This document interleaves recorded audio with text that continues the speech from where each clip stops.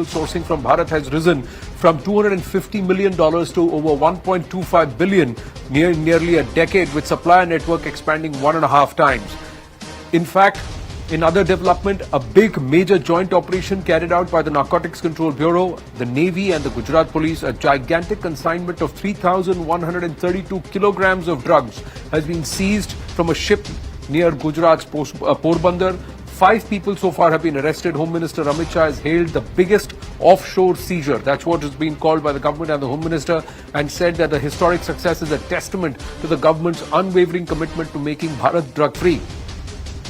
And with that, let's set up the big first face-off, ladies and gentlemen. It's an ad that was put out by the DMK, but what was the PLA logo doing there? That's the big question.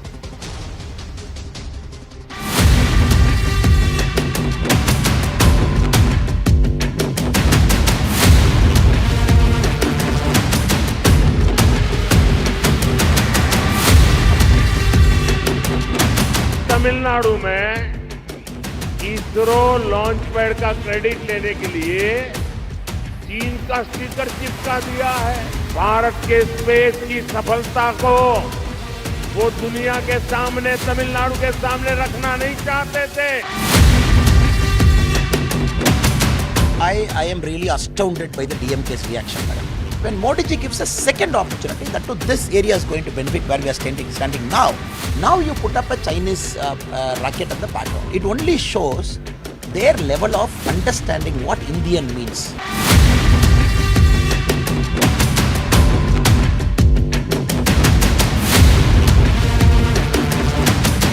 I don't think, India has declared China as an enemy country or anything.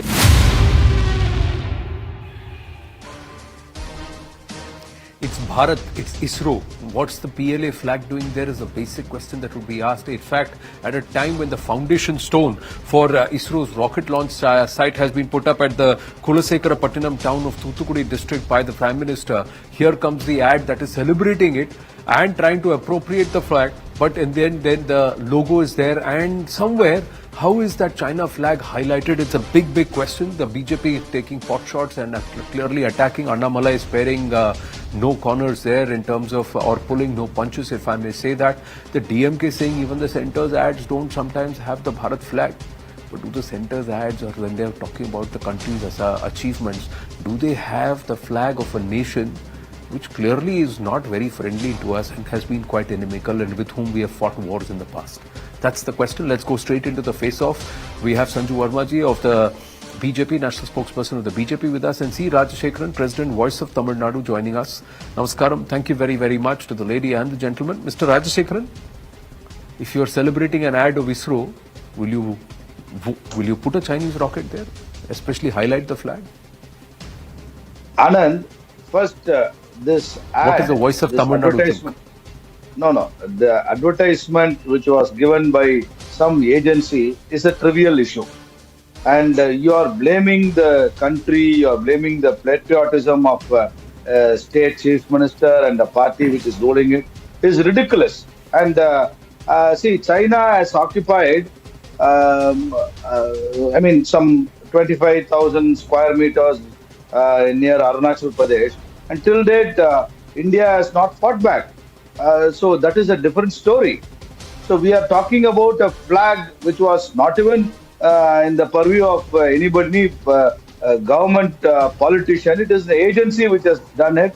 And it is too trivial to even debate on a national television about the nation's patriotism and the way we must take it forward. All this sounds literally bizarre, Anand. I'm sorry, but fact of the matter is there are so many good things to be discussed and debated about our country.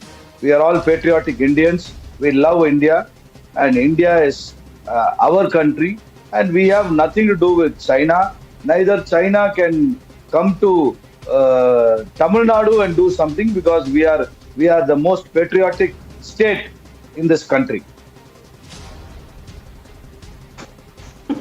Sanju Verma ji, are you willing to Thank you, Anand. Nice to be on your show after a bit. I have a couple of points to make. First and foremost, let's not compare apples with watermelons. the moment Thutukudi MP Kanimori was put in the dock and she was held accountable, she started engaging in classic whataboutery, which is what DMK does each time it finds itself on the other side of the fence. Let's be very clear that when the Vajpayee government left and the Congress took over in 2004, our trade deficit with China was $1.4 billion. When the Congress demitted office in 2014, our trade deficit with China was $38 billion, which means that the trade deficit had increased by 2,614% to be precise. Currently, our trade deficit with China is in the region of 73 to 74 odd billion dollars, which means that in the last 10 years of the Modi dispensation, our trade deficit with China has risen by only 92% compared to 2,614% under the erstwhile Sonia Gandhi-led kitchen cabinet. That's my point number one. So when Kanimudi says, the Modi government is mollycoddling China, that's a whole lot of hogwash. My second point is this. Be it the Sengal ceremony a couple of months back, be it naming Rajpath Kartavya Path, be it ensuring that Chhatrapati Shivaji Maharaj insignia is there on INS Virat, be it ensuring that the canopy, which was abandoned by George V way back in 1968, and it took a Narendra Modi to actually install a hologram of Netaji Bose there after decades. Look at anything. Or for that instance, look at the Kargil War Memorial, which basically celebrates the martyrdom of all our brave hearts. If there is one thing you cannot find fault with, it is Narendra Modi's policy of nation first, India first, Bharat first. Whereas, if you look at the DMK top brass, be it their Public Works Minister EVS Velu, be it Senthil Balaji. In fact, Senthil Balaji's bail application in the money laundering case was rejected by the Madras High Court barely 7 hours back. He's the MLA from Karur. Be it Karur MLA Senthil Balaji or be it Dharmapuri MP of DMK Senthil Kumar. What is common between all these people? One thing is common, time and again, and of course, who can forget A. Raja? Time and again, Anand, these people have made calls for a separate Dravida Nadu. In fact, at a public gathering at Namakkal, A. Raja, who's an MP from the Nilgiris, went so far as saying, Narendra Modi ji, ye hamari demands hai. Yadi ye demands nahi fill ki, don't accuse us tomorrow. The Dravida Nadu movement is going to catch momentum. So people who put a gun to the head of the Prime Minister saying, if you don't give us XYZ, we are going to ask for a separate Dravida Nadu. Do we need lectures on nationalism from such a party, which owes its very existence to separatist tendencies which were fueled and encouraged by Periyar decades back? So please don't sit here and give me a bhashan. And by the way, people who deliberately peddle this north-south divide, just 10 seconds. Last month, the Prime Minister inaugurated projects worth 4,000 crore in Kochi. He has just inaugurated projects worth 17,300 crore in Tamil Nadu. He's again inaugurated projects worth 4,900 crore in Kerala and 5,200 crore in Yavatmal. The limited point I'm making is even this entire north-south divide narrative which is being peddled to show that BJP is anti-South India is a whole lot of balderdash.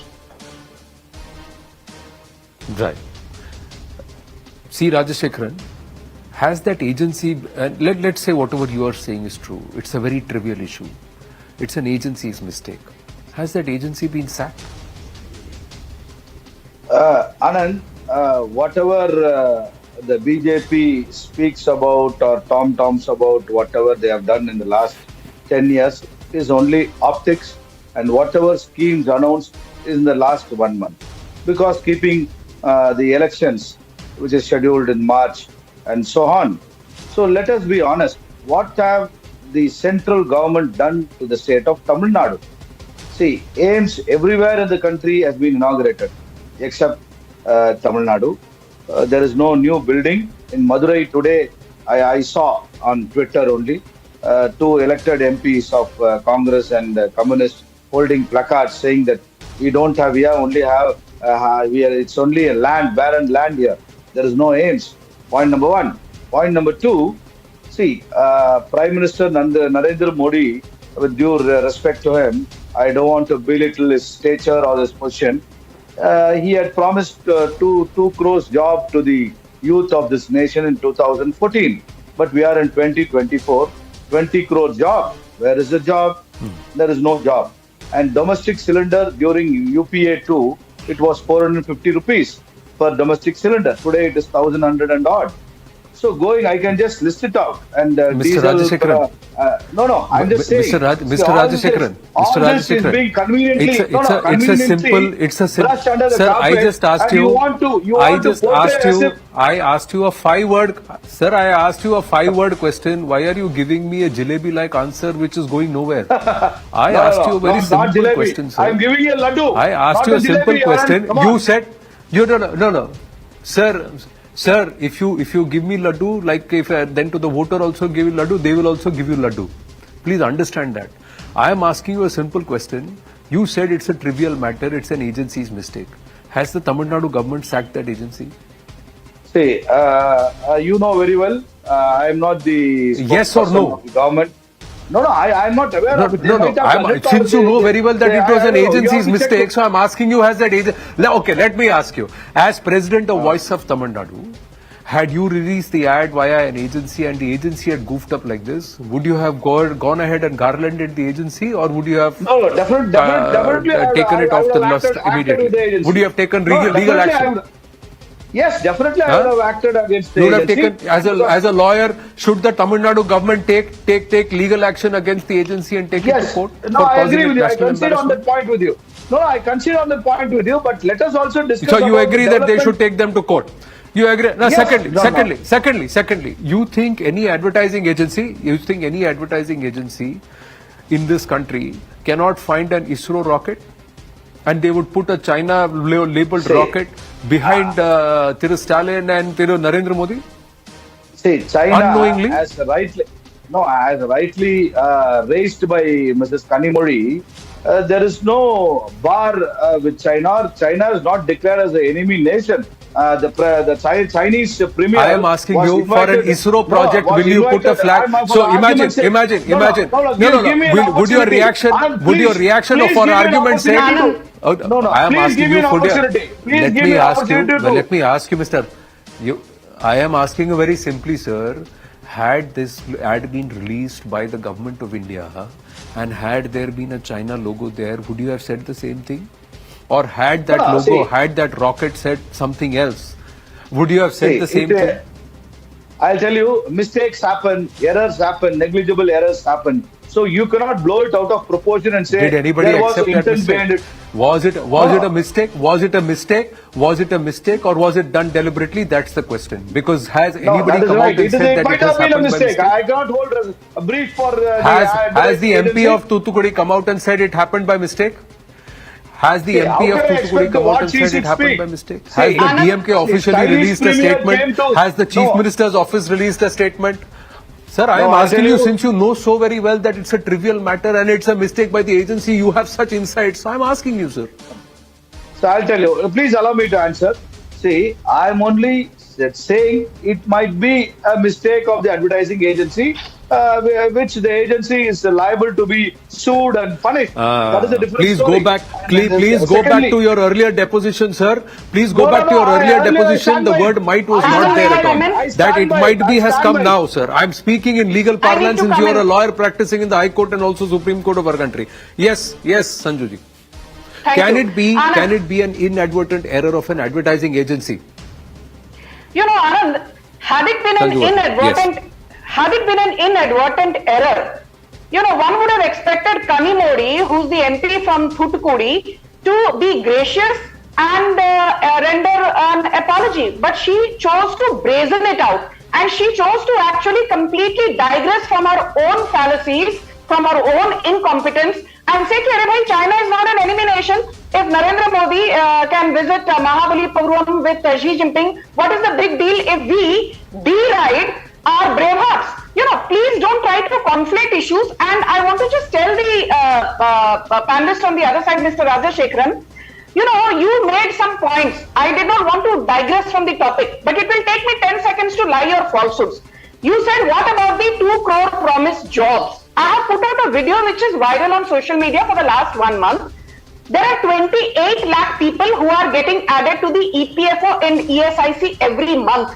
which means 3.36 crore people every year, which means 33.6 crore people in the last 10 years. But assuming that 63% is the conversion rate alone, that still means that 21.42 crore jobs were created, new jobs in the last 10 years. So please don't come and peddle falsehoods. Please read up and come. 3.2% is the unemployment rate as given by the PLFS data put out by the NSSO, which is reliable. Don't go by the CMIE data, which is given out by Mahesh Vyas, who's an acolyte of P. Chidambaram and has been a part of Congress manifesto committees for the longest time. Now my second point, and very quickly, Anand. Whatever BJP says should be gospel truth. Anand, I did not heckle you. Is lies. Fine, you can continue to speak. I will speak once you're done heckling me. Because I did not heckle you even once, Mr. Rajashekharan. I listened to whatever you had to say with patience.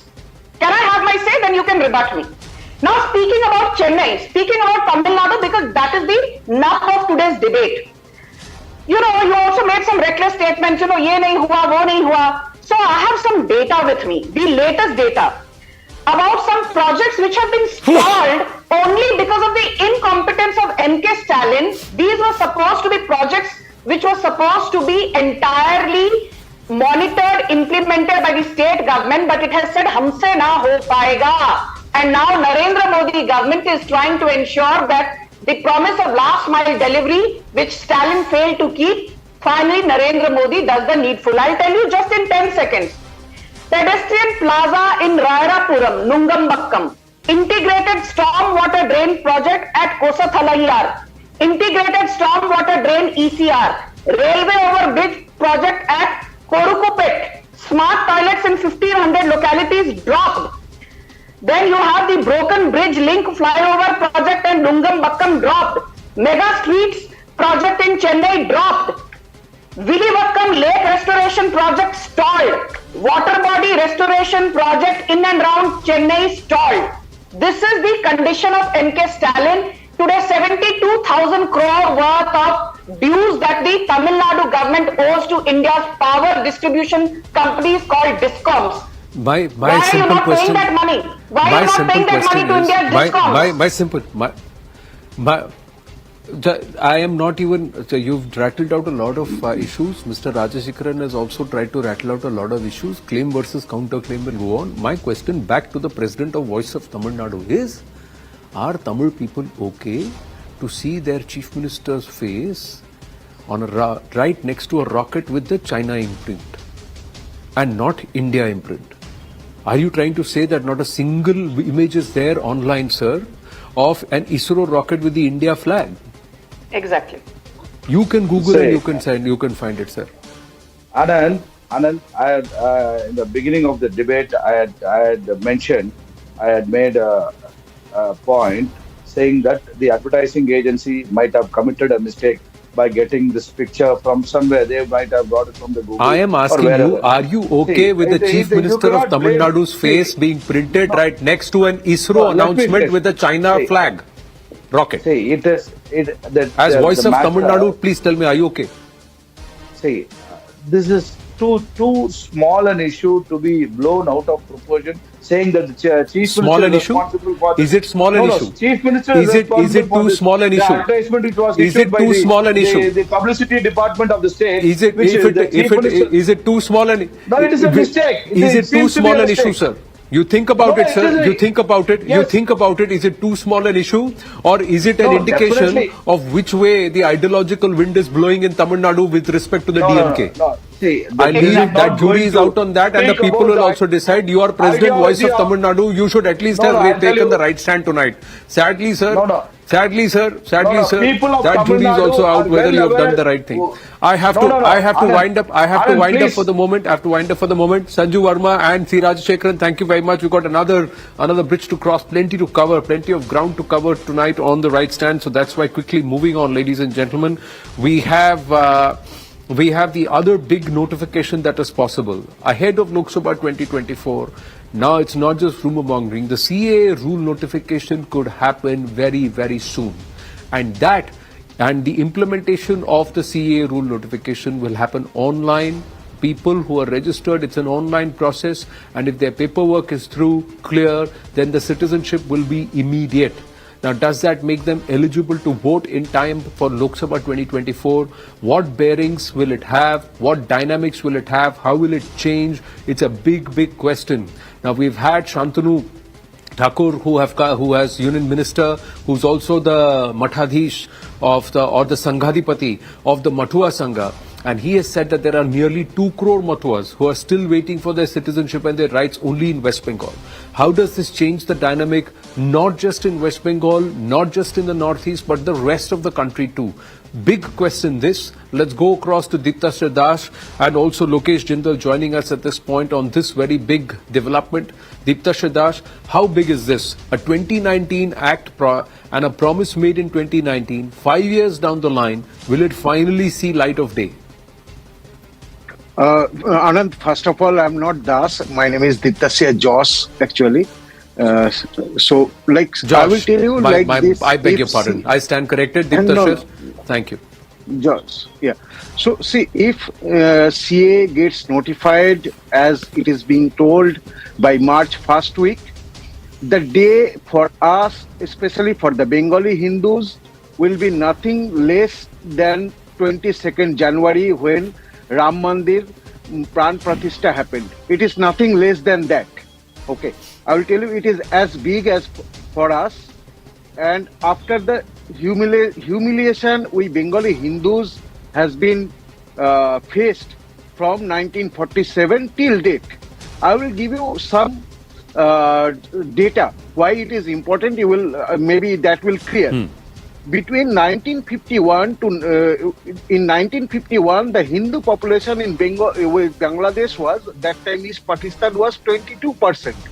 In 2022, now it is less than 8%. Between 1964 to 1991, 5.3 million Hindu population in Bangladesh just got vanished. There was no record that where they went, what happened to them. I tell you, 99% of these Bangladeshi Hindus who got vanished from the geography of Bangladesh and who got vanished from their population, they have no other place to go than to come in West Bengal or Tripura. Mostly they came to West Bengal, and then a certain percentage of people went to Assam and Tripura. So, and unlike Pakistan or Afghanistan, the persecution of Bangladeshi Hindus is very silent. That you grab their land, you kidnap their daughter, you burn down the houses in the villages, and then you force them to, and remember, most of the Bangladeshi Hindu population, they are below poverty level. They are very poor, and then you force them to come to West Bengal. I give you, like, since the date is 2014, 31st December, I will give you an example of 2012, 28th February in 2013, when Syed Dilawar Hossain's death sentence has been announced. In that one day, thousands of attacks happened on the Bangladeshi Hindus in Bangladesh, where they do not have any fault or any involvement, but still the attack has happened. In Chattogram, thousands of Hindu houses got burned down. In Lakshmipur, thousands of Hindu houses got burned down. People were forced to leave. One thing, Deepta Josh, one of the aspects, one of the aspects is, and we got to realize that Bangladesh is responsible for protecting its minorities. Bangladesh has to do a job, and that has to happen under the ruling governing government there. And we have to see whether they take the right stand on that matter. But when it comes to those who have fled persecution and come to Bharat, there was a promise made in 2019. The rule notification over the last 4-5 years has not happened for many reasons. First was the CAA protest, then came COVID and 2 years of COVID. And so everything got pushed because of multiple reasons. But is there an intent, and will there be an impact if it happens now? Lokesh Jindal, where do you stand? Anand, this provision will impact states differently. First of all, I will talk about Assam. So we already have an Assam Accord that was signed in 1985, according to which 24th of March 1971 was the date that was agreed.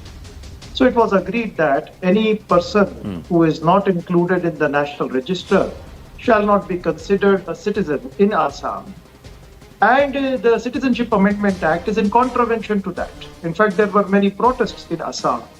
And in response to this, the Supreme Court, it had monitored a National Register of Citizenship in Assam on the basis of Assam Accord.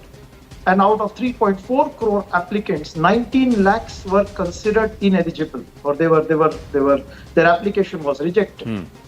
So the Citizenship Amendment Act is going to give citizenship to these 19 lakh applicants outrightly, and this can impact a certain turnout in the upcoming elections. So I would say that we would expect the Supreme Court to duly look into this entire matter, because there is a significant mischief of manipulation in the upcoming polls. And secondly, when I'm talking about other states as well, we see that the center, there are various provisions which are already existing in the Citizenship Act of 1955. If you talk about Section 6 of the Citizenship Act 1955, it lays down procedure for any foreigner to become a naturalized citizen in India. So a time period is given, whereby 12-year timeline is given. Any individual, he can apply for a naturalized citizen, but the condition being that person should not be an illegal migrant. So when I'm talking about this entire issue, which considers only three neighboring states, Pakistan, Afghanistan, and Bangladesh, and the provisions that are enlisted, it seems that on the face value, it is political in nature, aiming at achieving a political end, and less about some form of a political justice to those who are residing in the neighboring area. Because had it been related to the political justice, I think the Ministry of Home Affairs would not have taken 9 extensions from the parliamentary committee so as to lay down the guidelines and the subordinate legislations. It is just before the polls that the Ministry of Home Affairs is getting serious about it and coming out with guidelines. Yes, please. Yes, right. Deeptarsha, how would you want to respond to that? See, my friend Lokesh has cited many pact and accords, 1971, 1955, but what he did not mention is the 1950 Nehru-Liaquat Pact. In that pact, it was agreed that both the countries will safeguard the interest of their minorities. And that has happened only in India. We can see in Bangladesh, Pakistan, Afghanistan, it has never happened, especially in Bangladesh. And what about the promise we made to the Hindus in 1947 when you divided the countries based on the religion and you took 2/3 of the land from Bengal and formed East Pakistan and you have persecuted lakhs of Hindus to India. And they said that till 1971 it was Pakistan and the West Pakistanis who has tortured the Hindus in Bangladesh. But has it stopped there? If it would have been stopped, why there is a certain sharp declination of the Hindu population in Bangladesh from 1971 19% to 2021 less than 8%. That means the persecution kept happening. So we had a promise. We have made a promise in 1947 when Shamaprasad Mukherjee snatched West Bengal from the claws of Jinnah and formed West Bengal as a homeland of Bengali Hindus. So we had a promise there also, and we need to keep that promise. And if you are saying that it is a matter of political interest, I will remind my friend Lokesh Jindal that the issue of giving citizenship to persecuted Bangladeshi Hindus is not raised by BJP. In 2012, see, one of the aspects of see, the questions have been raised multiple times. Ms. Mamata Banerjee is also raised based on voter ID cards, the issue of illegal immigrants in Bangladesh, from Bangladesh into Bengal. now ratifying those who have fled Bangladesh, Pakistan, Afghanistan because of persecution, and these are seemingly minorities in the neighboring nations which are by default Islamic nations, then the responsibility rests on Bharat based on the Nehru Liaquat Pact and the conversations that had happened at that time, and this has been also highlighted during the UPA government. But my question to you, Lokesh Jindal, is do you believe that this act now notifying these rules will have a direct bearing on Lok Sabha 2024? Beyond just the perception, emotional aspect, will there be a manifestation of votes across constituencies? Anand, I have already cited the example of Assam, where there are 19 lakh applicants who were rejected by the Supreme Court Monitor National Register for Citizenship. So that is a potential area where certain constituencies might get affected. And then there are certain regions along the neighborhood border territories in West Bengal as well. Because we see that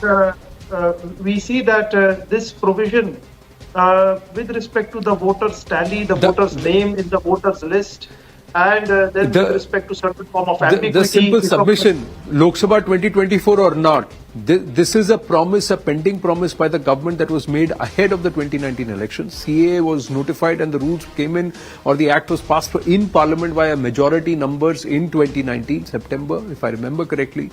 After that, not much has transpired over the last 4 or 5 years. A long pending promise. Will the government come good ahead of the elections? We'll have to wait and watch. Thank you very much, Dipta Shajash and also Lokesh Jindal. Thank you very much. We're going to take a very, very short break. Ladies and gentlemen, we're coming to you live from Abu Dhabi on the sidelines of the 13th Ministerial Conference of the WTO. But we've taken some time to also see what is a marvel. You know, the message of harmony and tolerance coming through from the UAE as Sanatan gets space right in the middle of the desert. The first temple, Sanatan temple in the UAE. We get you the details when we come back. Stay with us.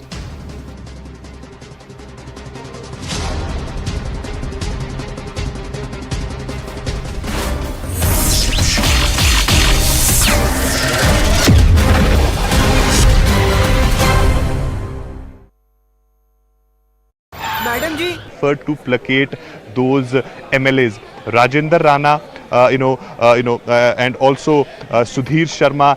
These are the people who, in fact, those 7 other MLAs. Arun, please stay with us on the broadcast. There's the latest bit of news which is coming in. Well, yes, Sukhwinder Singh Sukhu continues to insist he's not going anywhere. He continues to be the Chief Minister. But we get you some more information.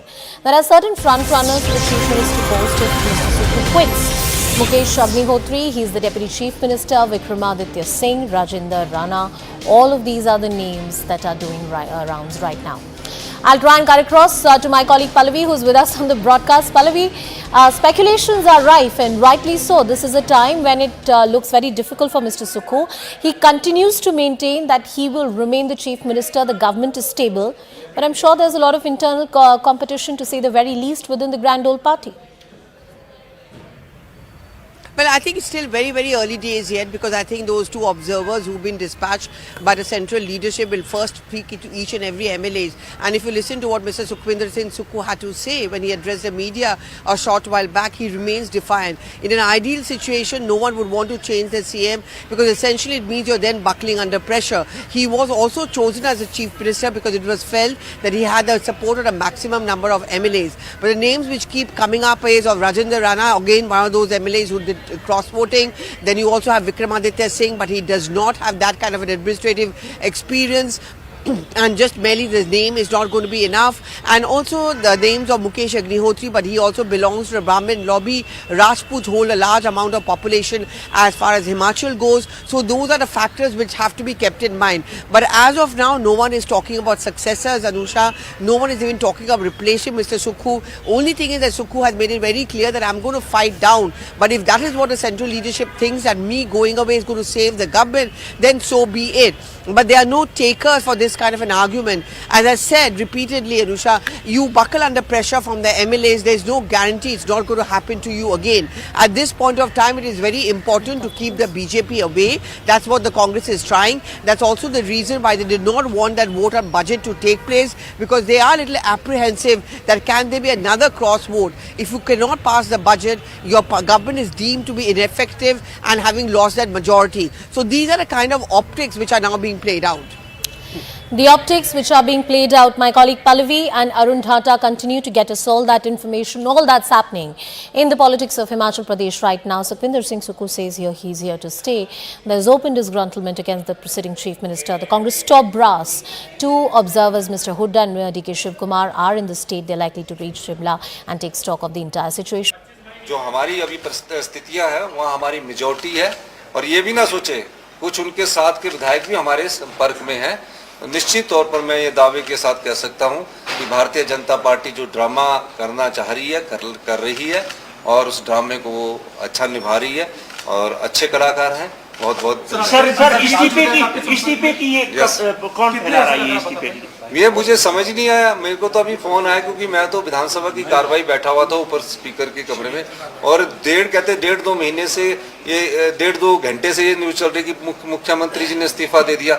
वो भी जब विपक्ष के नेता ने मेरे पास वहाँ जो हमारे विधायक थे कांग्रेस के विधायक बैठे हुए थे उनके पास आके कहा पूर्व मुख्यमंत्री जयराम ठाकुर जी ने कि मुख्यमंत्री ने इस्तीफा दे दिया, तब मैंने स्पष्टीकरण देना शुरू किया कि मैंने कहा हम योद्धा है, युद्ध की तरह लड़ाई लड़ते हैं और ये लड़ाई युद्ध की तरह लड़ रहे हैं, हर चुनौती का सामना करते हैं और हम जीतेंगे निश्चित तौर पर। मैंने कोई इस्तीफा नहीं दिया है। कांग्रेस पार्टी की सरकार 5 साल चलेगी। धन्यवाद।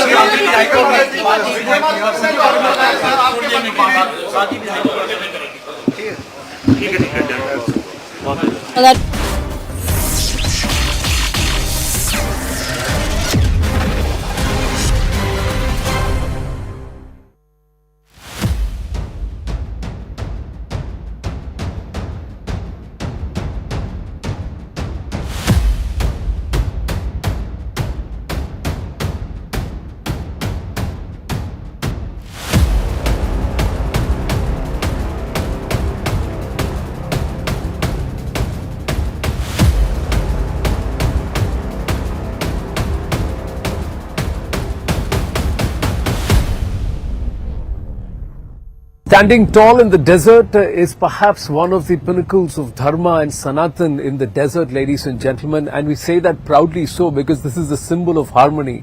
I've had the good fortune of stepping into Abu Dhabi, and one of the first places that I wanted to visit is the BAPS Swaminarayan Mandir that was recently thrown open to the public, and Prime Minister Narendra Modi was also here at the temple inauguration. It's surreal, ladies and gentlemen, the amount of work that's gone in and what's the thought process itself. Not only is it a never before, not only perhaps it's the biggest symbol of or signal of friendship, but made out of sandstone and the kind of material that's been used, the effort that's gone, it's purely volunteer service. It's a culmination of cultures. There is Sarvadharma Sambhav. Beauty of the fact is that the opening wall, the entrance wall, the harmony wall has been donated by the Bohri community. The tiles which have been laid as you walk in, as you enter, are nano tiles so that they still remain cool even in the hottest of temperatures in the desert, so that the bhakts are not inconvenienced. All of this has been thought about. And this is also a net zero facility. So sustainable, spiritual, Sanatan, and right here in the middle of the desert. An amazing experience.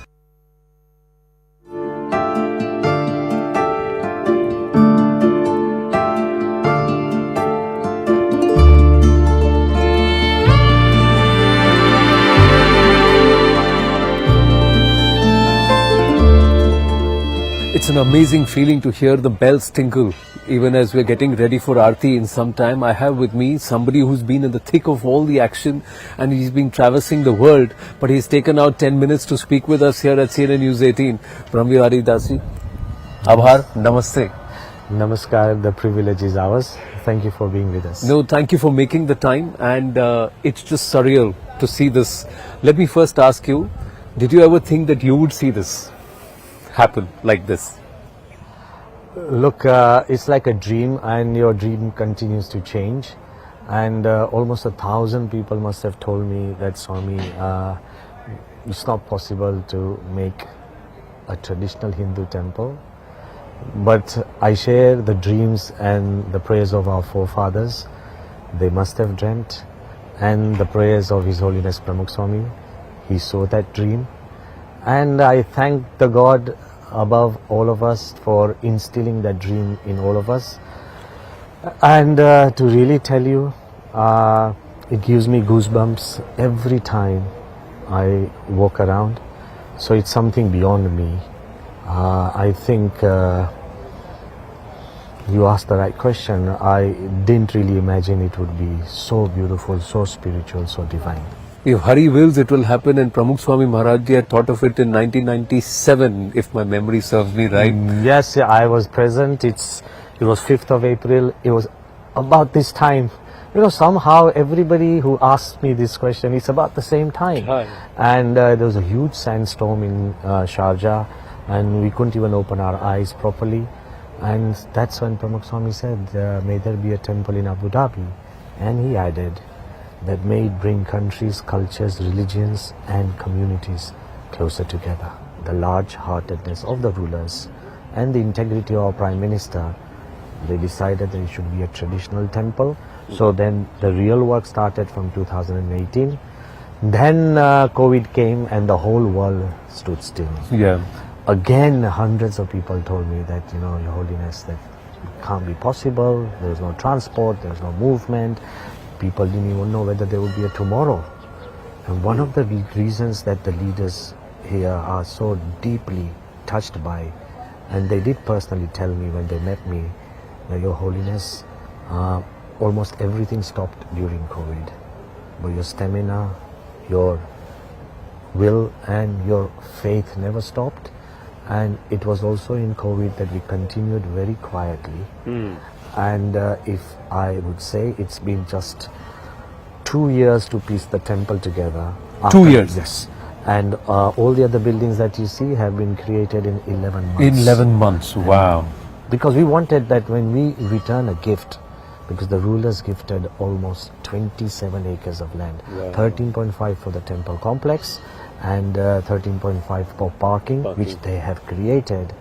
And I also want to tell you, which nobody has heard, but they are setting up special bus services all the way from Abu Dhabi for them every hour, and on weekends every half an hour. Wow. Here it is on your channel. This is the first time we are announcing. I still have to tell the people, but look at the large-heartedness. I love the wall in the front that's been donated by the Bohri community. The camels, which are part of the inscriptions to integrate the local culture or the desert culture, and this. It's just amazing what you've done. But how has the response been? Has it largely been Hari Bhakts or Hindu people who have come, or people from all walks of life have come here? It's incredible, I'll tell you, because in the heart of heart, everybody loves harmony. Yes, they do. And in the heart of heart, everybody desires peace. Whether two people who have fought, even the countries who are at war, in the heart of heart, they want peace. But it has to be allowed to happen naturally. So, like you said, the wall of harmony, normally walls are created to separate. This has been created through unity. Now, one thing I can't ask the PM, so I have to ask you. The pictures that stood out, the way he greeted you when he landed here at Abu Dhabi, there was a hug and there was an emotion which is there. That shows that you go back a long way. So what's the story there? I am told it goes back to 1981. Yeah, I had come fresh from England, and I had come to Gujarat, and with the blessings of Pramukh Swami, I was about to be initiated into monkhood. I was just about 15 or 16, and Modi ji, he was a normal karyakar. Technically, I would like to say that yes, very simple person, but he loved Pramukh Swami. So he had come. And I still remember that Pramukh Swami was on his chair. Modi Sahib was sitting on the ground. I was also sitting on the floor. We had one singer, Anup Jalota, and at that time he was going to perform, so he was also sitting on a chair. And then Pramukh Swami's leg was cross-legged like this, and on his foot sole there was nothing. So Modi Sahib was trying to see the foot lines of Pramukh Swami, and very carefully he actually extended his neck. And that's when Pramukh Swami smiled at him, and he said, "Apna beuna pagma sarkhij rekha chhe." It's the same foot line. It says, "Chhella swas sudhi seva karwani chhe." Till you breathe your last, you have to serve. You have to do seva. And now I think, in a way, each one of us serves. But he is serving not just our nation, not just our people, but he has reached a point where he can serve the world in bringing it together and also leave a shining example for the rest of the leaders to follow. And one of the first things he said to me, कि पूरा भारतवर्ष और मानव मात्रा आपके आभारी है. You know, because this has never happened in the history of humanity. Correct. A temple of harmony, a temple that brings people together, not just after it's made. You know, about 60,000 people have come to put a break of all races, religions, cultures and nationalities when the temple was being made. So Swamiji, last question. I know time is of essence. Which is your personal favorite out of the so many mandirs that BAPS has made? Abhi to ek Robbinsville back in the US also has been made. Now this is the one here. Which is let me put you on the spot a bit and ask you which is. No, I think I have to be very frank. I have been involved in almost all the major temples which were built. They're already close to my heart. True. Okay? Because you've been here since 16. But this mandir, rather than saying it's the favorite, because this mandir means much to me, because I was present when Pramukh Swami said those words, that there will be a temple, and then to see it realize, and to see it answer all the prayers, to see almost 100 or more what you could call miracles, like there was no stone and suddenly there was stone just underneath the foundations. The sand was completely sulfur free, chlorine free, which we could use, and the whole mandir has been made in a way that I would love it. Sustainability. Yes, very well said, Swamiji. Such a pleasure to meet you. Abhar aapka. Thank you very much. Thank you for being here, and pass my love to all the people that you know. Absolutely. Which I may not. Absolutely, I'll do that. Thank you very, very much. The story here continues in Abu Dhabi. I'm with some people who have actually worked here. They're all volunteers. 60,000 people involved, and it's all volunteer service. People from all over the world have come here to lay a stone.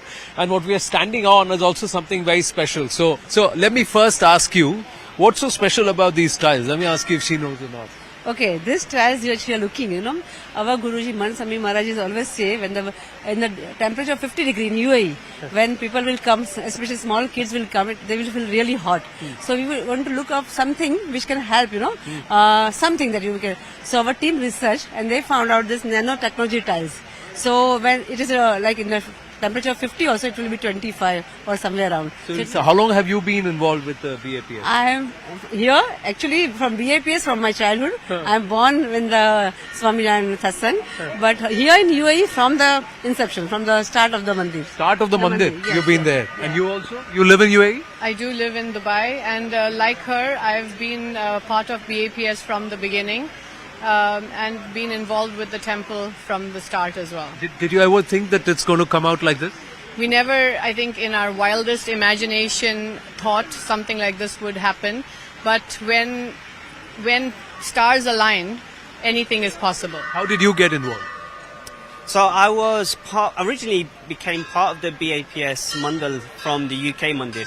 So if Pramukh Swami hadn't built the Mandir in London, probably my roots to my culture and the Sun Star wouldn't be as strong as they are now. But because of that temple, I developed a lot of asmita and a lot of pride of being Indian and of my culture. And so when I moved over here with my family, as soon as we learned that land had been given, we were very, very excited, and we've been part of the Mandir ever since, helping in any way that we can. True. Now, Vishal is one of the people who's helped us get this access and also be able to shoot this. Umesh bhai, namaste. What has been your role? I think when I came, I'm originally from UK. I left my job, and a year ago I joined here. You left your job and you've joined here full time? Yeah, full time for a year or so. And I've been involved in several departments, from the coordinating the script writing to archiving of the Mandir records, guest services like other people here, HR, recruitment of staff as well.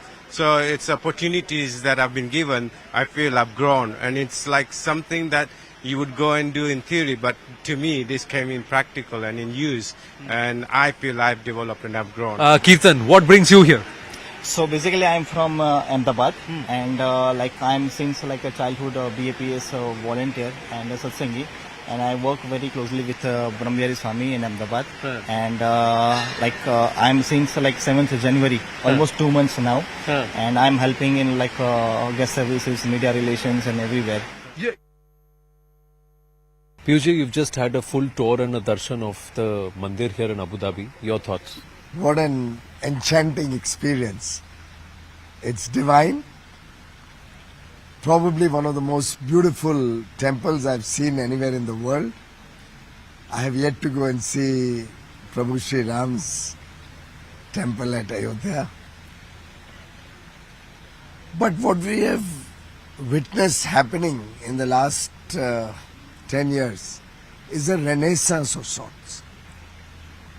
This part of the world accepting a Hindu temple of this scale and magnitude and beauty, as divine, as beautifully made, intricately carved, is something which was beyond the realm of imagination. I think the Prime Minister Shri Narendra Modi ji has really built up such a human bond with the then Crown Prince and now King of the UAE, that it is only this new and very strong bonds of brotherhood between the two leaders which has helped seed this temple. Personally, I am very privileged because the day the land was allotted to the Swaminarayan Trust, I was in Dubai, and after receiving the certificate of land allotment with a serial number 1, they came and met me straight after receiving the certificate of allotment. I was here on 1st of October 2021 for the start of the Dubai Expo, when they were launching the activities. I'm privileged to have the opportunity to visit this temple.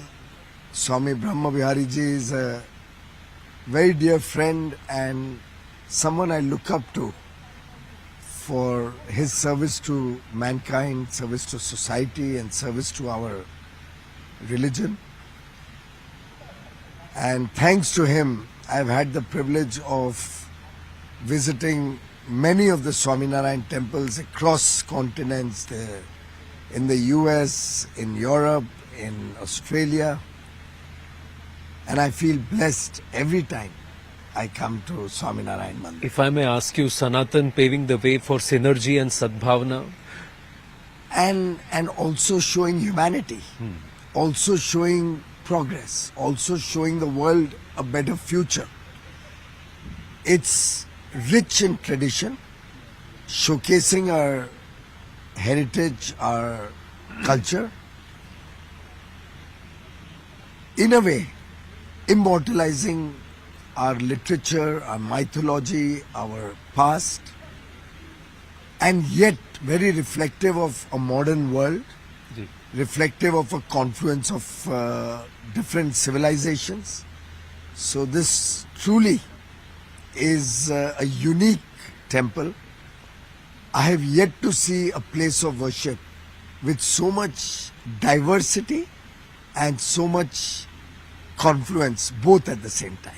True, you are going to get into the thick of all the action with the WTO, hoping for some divine intervention there after these moment of prayer. Final question. I think material world will continue to work in its own way. When we are at this place, this holy place of worship, one can only feel truly blessed to have the opportunity to continue to receive God's blessings and the friendship of all the people who have built this temple, all my good friends from the Swaminarayan sect who have always guided me and whom I consider as family. Very late in the evening, but we can feel the energy flow because he's had his puja on Tuesday on a very special day also. So that's also happened for you. I go to the temple every Tuesday and Saturday, and for so many decades, every time we came to the UAE, we had to go to a small temple. It's on the first floor in the middle of some marketplace in the small bylanes of Dubai. And it used to really pain that that was the only place of worship possible. And one really feels so proud today that on a Tuesday, as I land into Abu Dhabi to go into my WTO ministerial, straight from the airport, I get the opportunity to come and visit the temple.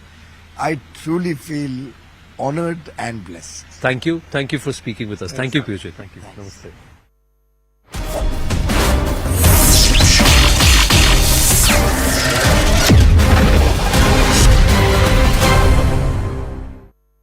Co-presented by Sukhu saying that there is no resignation that he has handed over. Once again clarifying that the government will stay in power for the next 5 years for the term it has been elected for. That's the word coming in from Sukhvinder Singh Sukhu as far as all the rumours concerning the fact that would he resign, would he quit as the chief minister. His advisor also officially issued a statement and said that all the rumours doing rounds that the present chief minister will resign is something that's not true. These are rumours. I'll cut across back to my colleague Arun Dhata. Arun, the fact that opposition alleges the members of the House from the opposition were suspended so that the government could pass its budget. He goes on to point out that this is perhaps for the first time that for them it has been difficult to get through a budget. For an elected government, it's difficult to get through a budget. Clearly, opposition taking pot shots at a very critical juncture, at a very delicate point right now for the Himachal Pradesh government.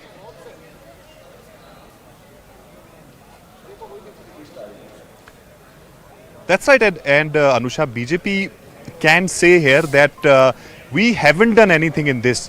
It is Congress party's own MLAs who are not happy with the top leadership, with the Chief Minister Sukhvinder Singh Sukhu, and therefore they are resorting to these things. And yesterday, 6 MLAs of the Congress party who cross-voted in favor of BJP's candidate. BJP is saying that it was their own decision. Their own party, their own MLAs are not together. In fact,